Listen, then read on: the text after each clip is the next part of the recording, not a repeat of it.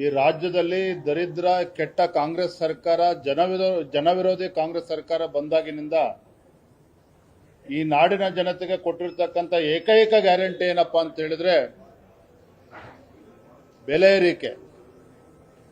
ಏರಿಕೆ ಗ್ಯಾರಂಟಿ ಒಂದೇನೆ ಈ ರಾಜ್ಯ ಸರ್ಕಾರ ಸರಿಯಾದ ರೀತಿಯಲ್ಲಿ ಅನುಷ್ಠಾನ ಮಾಡ್ತಾ ಇರತಕ್ಕಂಥದ್ದು. ಬೆಲೆ ಏರಿಕೆ ಬಗ್ಗೆ ಸಾಕಷ್ಟು ಚರ್ಚೆ ನಾವು ಮಾಡ್ತಾನೆ ಇದ್ದೇವೆ. ಒಂದು ಕಡೆ ಕಾಂಗ್ರೆಸ್ ಸರ್ಕಾರದ ಗ್ಯಾರಂಟಿಗಳ ವೈಫಲ್ಯಗಳು, ಬೆಲೆ ಏರಿಕೆಯಿಂದ ಈ ನಾಡಿನ ಸಾಮಾನ್ಯ ಜನರು, ಬಡವರು, ರೈತರು ಎಲ್ಲರೂ ಸಹ ತತ್ತರಿಸಿ ಹೋಗಿದ್ದಾರೆ. ಇವರ ಹುಳುಕನ್ನ ಮುಚ್ಚಿ ಹಾಕಿಕೊಳ್ತಕ್ಕಂಥ ಸಲುವಾಗಿ ಪದೇ ಪದೇ ಕೇಂದ್ರ ಸರ್ಕಾರ ರಾಜ್ಯಕ್ಕೆ ಅನ್ಯಾಯ ಮಾಡ್ತಿದೆ ಅನ್ನುವುದನ್ನ ಬಿಂಬಿಸ್ತಕ್ಕಂಥ ಪ್ರಯತ್ನ ನಿರಂತರವಾಗಿ ಮಾಡ್ತಾ ಇದ್ದಾರೆ.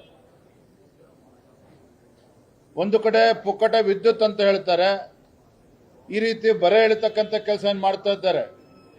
ಇವತ್ತು ರಾಜ್ಯದಲ್ಲಿ ರೈತರಿಗೆ ಸಂಕಷ್ಟದಲ್ಲಿದ್ದಾರೆ. 7 ತಾಸು ವಿದ್ಯುತ್ತನ್ನ 3 ಫೇಸ್ ವಿದ್ಯುತ್ತನ್ನ ಕೊಡೋದಕ್ಕೂ ಕೂಡ ರಾಜ್ಯ ಸರ್ಕಾರಕ್ಕೆ ಆಗ್ತಾ ಇಲ್ಲ. ಮತ್ತೊಂದು ಕಡೆ ಪಿಡಬ್ಲ್ಯೂಡಿಯಿಂದ ಇತರ ಇಲಾಖೆಗಳು ವಿದ್ಯುತ್ ಬಿಲ್ ಅನ್ನ ಬಾಕಿ ಉಳಿಸಿಕೊಂಡಿದೆ, 6,500 ಕೋಟಿ ಬಾಕಿ ಉಳಿಸಿಕೊಂಡಿದೆ. ಇದ್ರ ನಡುವೆ ಜನರಿಗೆ ಬರೆ ಎಳಿತಕ್ಕಂಥ ಕೆಲಸ ಇವತ್ತು ರಾಜ್ಯ ಸರ್ಕಾರ ಏನ್ ಮಾಡಕ್ ಹೊರಟಿದೆ, ಇದು ಅಕ್ಷಮ್ಯ ಅಪರಾಧ.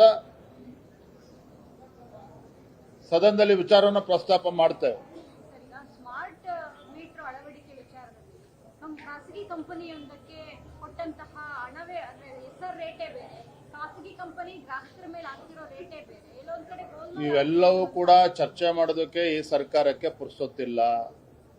ಅಲ್ಪಸಂಖ್ಯಾತರನ್ನ ಓಲೈಕೆ ಮಾಡತಕ್ಕಂಥ ರಾಜಕಾರಣ ಮಾಡಕ್ ಹೊರಟಿದ್ದಾರೆ. ಇವ್ಯಾವು ಕೂಡ ಜನಸಾಮಾನ್ಯರಿಗೆ ಬೇಕಾಗಿರ್ತಕ್ಕಂಥ ವಿಚಾರಗಳು ಚರ್ಚೆ ಮಾಡೋದಕ್ಕೆ ಇವತ್ತು ಅವಕಾಶ ಇಲ್ಲ.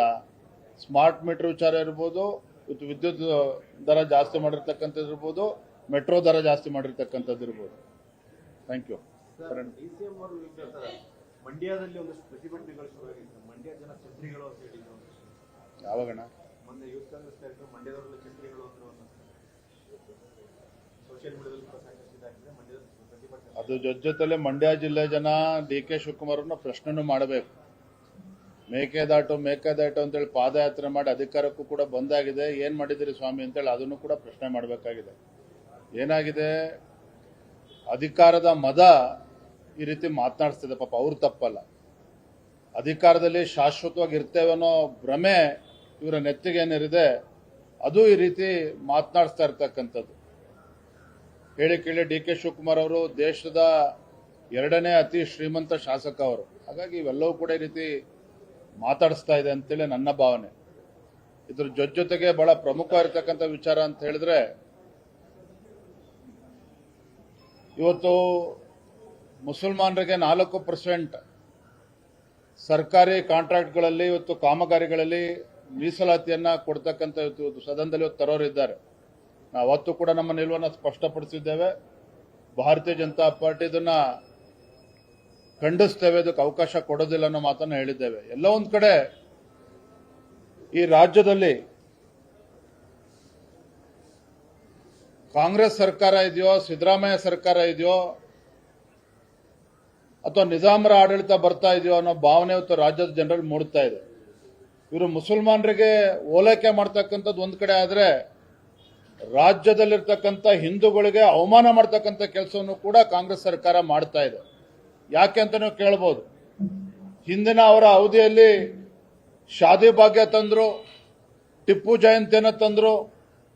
ಈಗ ಸಿದ್ದರಾಮಯ್ಯ ಈ ಅವಧಿಯಲ್ಲಿ ಎಲ್ಲ ಒಂದ್ ಕಡೆ ವಕ್ಫ್ ಬಿಲ್ ಅನ್ನ ಉಪಯೋಗಿಸ್ಕೊಂಡು, ದುರುಪಯೋಗ ಪಡಿಸ್ಕೊಂಡು, ಏನಿವತ್ತು ವಕ್ಫ್ ಬೋರ್ಡ್ ಹೆಸರು ಹೇಳ್ಕೊಂಡು ಇವತ್ತು 1,000 ಲಕ್ಷ ಕೋಟಿ ಬೆಲೆ ಬಾಳ್ತಕ್ಕಂಥ ಜಮೀನನ್ನ ಹೊಡಿತಕ್ಕಂಥ ಕೆಲಸ ಇವತ್ತು ಕೆಲವು ರಾಜಕೀಯ ಪುಡಾರಿಗಳು ಇವತ್ತು ಕಾಂಗ್ರೆಸ್ ಪಕ್ಷದವರು ಮಾಡಕ್ ಹೊರಟಿದ್ದಾರೆ.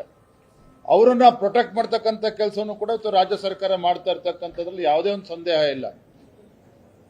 ಮತ್ತೊಂದು ಕಡೆ ಇಲ್ಲಿ 4% ರಿಸರ್ವೇಶನ್ ಅಂತ ಹೇಳ್ಕೊಂಡು ಎಲ್ಲ ಒಂದ್ ಕಡೆ ರಾಜ್ಯದ ಹಿಂದೂಗಳಿಗೆ ಅವಮಾನ ಮಾಡ್ತಕ್ಕಂಥ ಕೆಲಸ ಇವತ್ತು ಈ ಸಿದ್ದರಾಮಯ್ಯ ಸರ್ಕಾರ, ಕಾಂಗ್ರೆಸ್ ಸರ್ಕಾರ ಪದೇ ಪದೇ ಏನ್ ಮಾಡ್ತಾ ಇದೆ. ಖಂಡಿತ ಇದಕ್ಕೆ ಅವರು ಬೆಲೆ ತೆತ್ತಲೇಬೇಕಾಗ್ತದೆ. ಆ ನಿಟ್ಟಿನಲ್ಲಿ ಭಾರತೀಯ ಜನತಾ ಪಾರ್ಟಿ ಹೋರಾಟವನ್ನು ಕೂಡ ನಾವು ರೂಪಿಸ್ತೇವೆ.